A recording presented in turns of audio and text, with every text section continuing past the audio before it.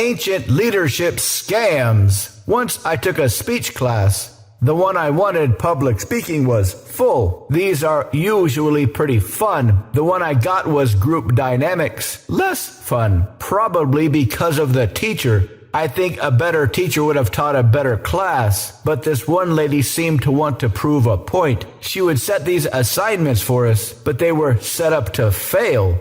She would give us some basic directions and then turn us loose. But these basic directions were not nearly as detailed as we needed. They were also purposely set up so we'd make some incorrect assumptions. And then she'd get to lecture us about why we didn't do it right. By the end of the semester, nobody had any respect for this lady. In a lot of ways, this is how life works. Hammurabi is credited with coming up with the very first law code, a written down system of laws.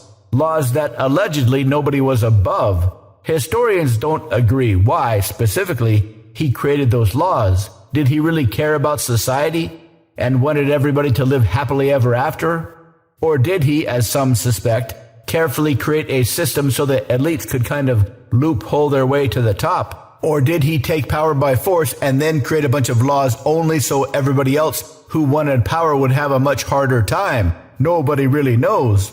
But history tells us that those who make the rules tend to have a do what I say, not what I do kind of mindset.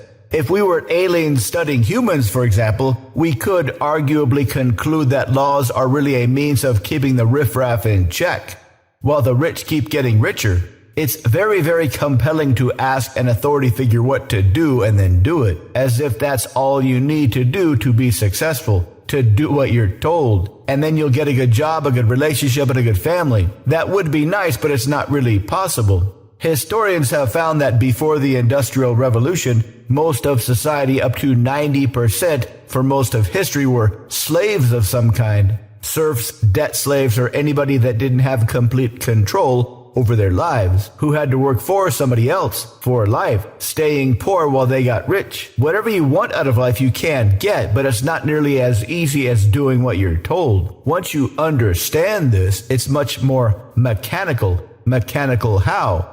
To learn how, visit mindpersuasion.com/live-training.